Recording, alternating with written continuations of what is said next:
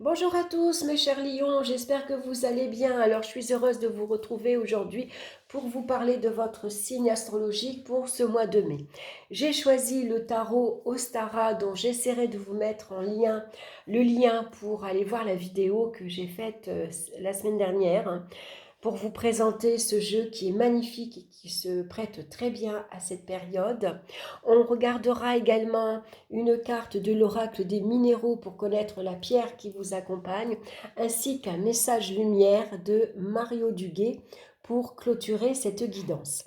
Alors bien sûr, on parlera du domaine ici sentimental, professionnel, financier et au niveau des énergies physiques. Alors, on va regarder de suite la carte principale, la carte centrale qui nous parle de l'énergie du mois. Et nous avons la carte de la mort. Elle s'appelle comme ça, hein. Dans le tarot de Marseille, on l'appelle l'arcane sans nom. Dans ce jeu-ci, on l'appelle la carte de la mort. Alors, cette carte-ci, elle vous conseille pour ce mois-ci de se libérer de tout ce qui nous encombre, en fait, tout ce qui nous empêche d'avancer. C'est un bon mois également pour faire du tri. Hein, on fait le nettoyage de printemps, donc tout ce qu'on n'a plus besoin, que ce soit des bibelots, que ce soit des meubles, que ce soit des vêtements, on fait du nettoyage. Là aussi, on va vider et puis trier et on donne. Hein. Donc c'est un bon mois également pour accepter le changement, même brutal, pour évoluer vers une renaissance. Puisque ici la mort nous parle de transformation radicale, parfois difficile, parfois douloureuse, mais ça nous permet ici de passer à autre chose. Hein, c'est vraiment, euh, symboliquement, c'est vraiment la mort pour renaître. Hein. On passe vraiment à autre chose. C'est une carte qui va nous parler de transformation. Ici, c'est des coupures également qu'on va peut-être faire ce mois-ci. On va trancher, c'est des décisions qui seront prises, c'est des changements, c'est des décisions prises parfois difficiles, un peu dures, mais nécessaires pour évoluer vers quelque chose de nouveau finalement. Donc on va regarder maintenant dans le domaine sentimental et on retrouve, regardez la carte comme elle est belle, c'est la carte de la lune. Alors la lune, elle nous parle bien sûr de tout ce qui est familial, hein, tout ce qui est attaché à la famille, tout ce qui est attaché à la mère également. Donc avec la lune, ça peut représenter ce mois-ci beaucoup d'émotivité, beaucoup de sensibilité également. Hein. On peut être très touché aux petites marques d'affection, aux moindres petites phrases. Il y a certains mots qui peuvent nous toucher. Hein. On peut être dans une période d'hypersensibilité, par exemple. Donc, la Lune, généralement, nous parle d'échanges assez instables, voire douteux, même. Ça peut nous parler également de relations assez ambivalentes. Hein. Ça peut parfois parler de manque de franchise dans la communication. Ça parle de non-dit, ça parle de secrets de famille, par exemple. Ici, on est dans une période assez fluctuante. On ne sait pas, en fait. Hein. Un jour, on a envie d'être en couple, un jour, on a envie d'être célibataire, un jour, on aime, un jour, on n'aime pas, un jour, on est bien, un jour, on n'est pas bien. Ça peut représenter des changements d'humeur également. Des fois, on peut être euphorique et puis des fois, on peut être un peu triste. La lune, elle est assez changeante, assez fluctuante. Hein. Donc, bien sûr, accompagné de la mort, ça pourrait nous parler de séparation familiale. Hein. On a besoin justement de couper certaines relations. Hein. Alors, bien sûr, pour certains, parce que je vous rappelle avant tout que c'est un tirage général, hein, ça ne parlera pas à tout le monde, mais ça pourrait parler de séparation affective, par exemple, parce que là, ça peut nous parler de trahison, par exemple. Hein. Voilà, il y a trop de non-dits, il y a trop de... On n'a pas confiance en fait. Hein. Ici, on s'est berné d'illusions, par exemple. Hein. Voilà, on s'est un peu... comment dire, on s'est un peu bercé d'illusions finalement, hein. On a cru en notre relation, on a cru en l'amour, et puis pour certains, ben voilà, on peut s'apercevoir qu'on a été trompé par exemple, hein. Donc là, on a besoin peut-être de couper certaines relations, aussi bien affectives, familiales que amicales, hein. Donc là, on tranche, on prend une décision, c'est fini finalement, on s'aperçoit que bon, bah, c'était pas ça, c'était pas la relation qu'il nous fallait. Mais ça peut représenter aussi que c'est les enfants maintenant, hein, puisque la lune représente le domaine familial, le foyer. Donc ici, peut-être qu'il y a des enfants maintenant bah, qui vont quitter le domaine familial, hein. Donc ça peut être un petit peu difficile, un peu douloureux, bien sûr, hein. Les aînés, quand ils partent de la maison, c'est un passage, hein, qui peut parfois sembler, enfin sembler non, qui est ressenti en tout cas difficile, hein. Voilà, on sait que c'est comme une page qui se tourne finalement, hein. Donc là, ça pourrait parler également de grossesse, pourquoi pas, hein, voulue. Mais pour d'autres, ça peut parler de grossesse interrompue, surtout si on associe ces deux cartes ensemble, hein. En tout cas, on vous recommande de suivre votre intuition. Vous en avez beaucoup, c'est votre intuition qui va vous guider, qui va vous éclairer finalement, hein. C'est un mois également où la créativité peut être à l'honneur, puisque la lune représente aussi l'imagination, la créativité, hein. Donc on peut se laisser également emporter par tout ça. En tout cas, avec ici la mort, il y a un changement, une transformation également dans les relations, qu'elle soit familiale, relationnelle, amicale, sentimentale. Donc ici, on pourrait se sentir également dans une position d'insécurité, hein. C'est une période où on va se poser beaucoup de questions, hein. C'est pour ça que c'est un mois assez mitigé, hein. Donc on va regarder maintenant dans le domaine professionnel. On a ici la carte de l'impératrice. Regardez comme elle est belle. Alors bien sûr, l'impératrice, elle nous parle ici de créativité, d'idées nouvelles, hein.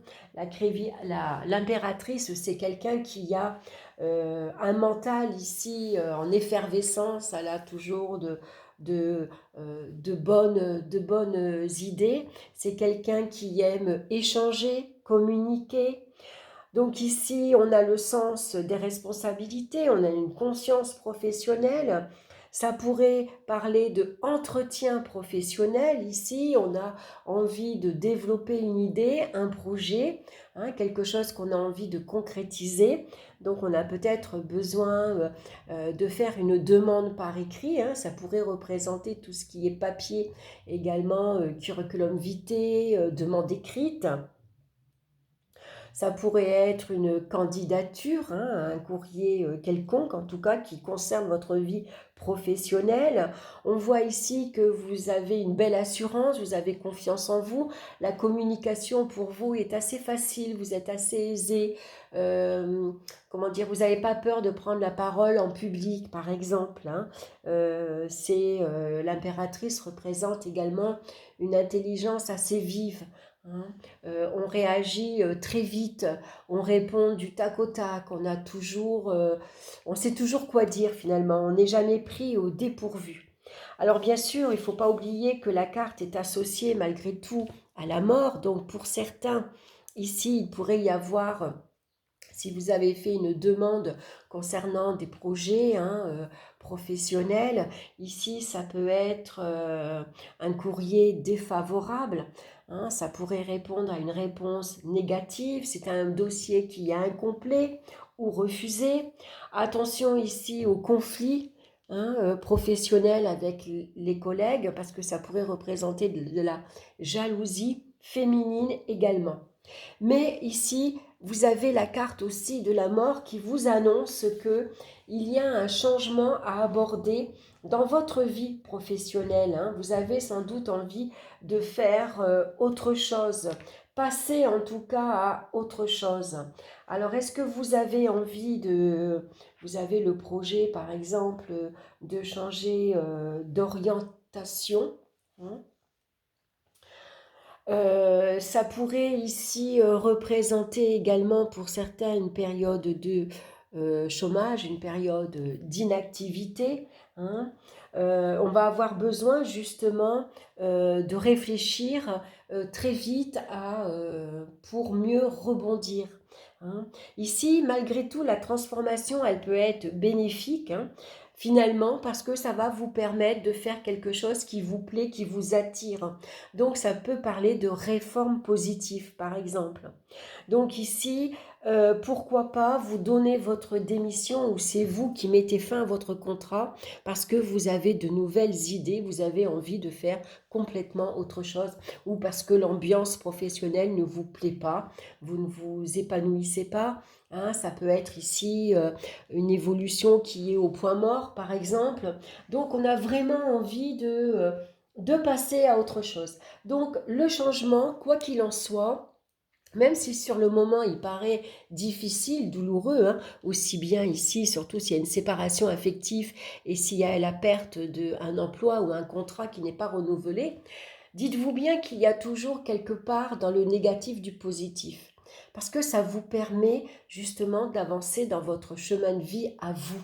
Hein, ça vous permet de rebondir, de prendre une nouvelle direction, de prendre une nouvelle orientation, de rencontrer de nouvelles personnes. En tout cas, ça annonce toujours un changement dans la vie, une transformation personnelle également. Et souvent, c'est enrichissant. Même si sur le moment, on ne le voit pas toujours. Hein. Donc, on va regarder maintenant dans le domaine financier. On retrouve la carte ici du jugement. Alors, le jugement nous parle ici d'un changement dans la gestion financière. Hein. Avec ici la mort, ça pourrait nous parler d'une transformation radicale. Alors, ça peut nous parler ou c'est des pertes financières à cause, par exemple, vous êtes en séparation affective, votre divorce vous coûte très très cher, vous avez des frais d'avocat assez onéreux. S'il y a un héritage, il peut y avoir des frais de notaire, par exemple, des frais de partage qui peuvent être onéreux également. Ça pourrait parler de paiement refusé, hein, vraiment dans le pire des cas. Mais généralement, le jugement indique aussi des rentrées d'argent ici inattendues, imprévues. Est-ce que c'est un remboursement justement qui vous est dû? Attendez, je m'absente 2 minutes, je vais ouvrir la porte à mon chat parce que je l'ai entendu. Oh la chérie. Voilà. Ça pourrait parler d'héritage également. Hein, c'est de l'argent ici finalement qui tombe à pic, qui arrive au bon moment pour vous sauver de toute situation et qui vous permettra justement d'aborder un changement dans votre vie financière. Hein. On a envie de gérer autrement. Hein. Ça nous permet de rebondir, de retomber sur ses pieds. Hein, de clôturer justement, de mettre fin ici à des difficultés financières, de mettre fin à des crédits, de mettre fin à des retards de paiement, à des factures par exemple. Hein. Donc en tout cas, ça peut être bénéfique, positif. Alors bien sûr, tout ça est à voir avec ce que vous vivez actuellement dans votre vie. Hein. On va regarder maintenant au niveau des énergies physiques. On a ici, regardez la carte comme elle est jolie, c'est l'étoile. Alors, l'étoile nous parle généralement ici, accompagnée de la mort, ça pourrait représenter une perte d'énergie. On peut se sentir ici un peu fatigué. Hein, il pourrait y avoir une lassitude euh, qui est générée, hein, on se sent fatigué. Donc avec l'étoile, on a besoin de se ressourcer. Ça peut nous parler d'une période de convalescence, surtout après un petit souci de santé, par exemple. Hein. Ça peut nous parler de sieste régénératrice, par exemple. Ici, on a envie de reprendre une bonne hygiène de vie. Hein. On a envie de prendre soin de soi. On va faire des exercices de relaxation, par exemple. On va se promener dans la nature. Ça peut être des soins avec les plantes, par exemple, hein. Ça peut représenter les médecines douces. Euh, Ça peut parler de tout ça. Après, attention malgré tout, accompagné de la mort, ça pourrait parler de, euh, comment dire, que ce changement-là, il est un peu difficile pour vous, pour certains en tout cas, dans certains domaines. Donc on a besoin ici de se vider. Et en fait, on se vide en pleurant, tout simplement, hein. On a besoin de éliminer, on a besoin de se soulager, on a besoin de se vider justement, hein, pour repartir ici vers quelque chose de nouveau, hein. C'est le lâcher prise en fait, hein. On lâche tout ce qui ne nous convient plus, tout ce qui nous gêne dans notre évolution, tout ce qui nous a fait mal, tout ce qui nous a fait de la peine. Finalement, on va maintenant s'en libérer pour pouvoir avancer vers quelque chose de nouveau, hein. C'est quelque part une nouvelle vie, ça parle de renaissance, ça parle de transformation profonde et aussi de transformation dans la vie de tous les jours, dans notre quotidien, hein. Donc si il y a une séparation affective, bah forcément il va falloir faire face à une vie de célibat par exemple, hein. Il va falloir changer ses habitudes de vie, prendre de nouvelles résolutions par exemple. Le changement professionnel peut être bénéfique parce que ça peut vous permettre justement de vous tourner vers vers une autre vie professionnelle qui pourrait vous apporter beaucoup plus de plaisir, beaucoup plus de joie finalement, hein. On pourrait s'épanouir davantage dans une autre voie professionnelle qu'on n'aurait peut-être pas fait justement si la Providence n'avait pas fait que le contrat se termine par exemple, hein. On l'aurait peut-être jamais quitté, hein. Alors que quand c'est les événements de la vie qui fait qu'on doit partir, bah, finalement, très vite, il faut rebondir vers autre chose. Et généralement, après, on cherche un travail qui nous convient mieux, finalement, hein. Donc, ce changement, dites-vous qu'il est toujours positif, hein. Donc, dans cette guidance, on va prendre que le bon côté. Moi, je pense que c'est le mieux, hein. Quand on veut avancer, évoluer, on reste optimiste, on reste positif. Et ça nous permet de mieux appréhender finalement les événements, hein, de mieux les accepter, hein, parce qu'avec la mort, on accepte également le changement, hein, pour mieux avancer. Donc on va regarder maintenant la pierre qui vous accompagne et c'est la pyrite. Donc c'est une pierre de fer, hein.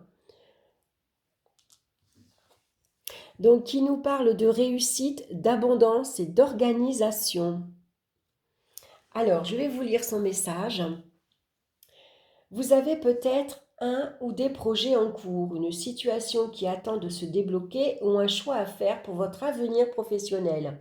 Au-delà de vos doutes et de vos questionnements quant à la faisabilité de votre projet et votre capacité à le mener à bien, vous êtes-vous posé ces questions essentielles? Êtes-vous prêt à enfin briller? Êtes-vous disposé à accepter l'abondance dans votre vie? Assumez-vous votre propre lumière? Car pour réussir et faire entrer l'abondance dans votre vie, il est temps de ne plus vous cacher. Vous êtes brillant et capable de réussir dans le domaine de votre choix, mais vous devez absolument croire en vous et accepter à vous montrer. Pour atteindre vos buts, vous devez également agir avec réflexion, vous structurer et vous organiser pour gagner en efficacité. Donc on va regarder maintenant le message lumière pour vous. Et c'est de l'autre côté. Alors c'est marrant parce que on a en énergie principale la carte ici de la mort, hein, qui peut nous parler de l'autre côté, hein. On voit ici qu'il y a un passage à franchir, hein, et qui peut être parfois difficile mais nécessaire, hein.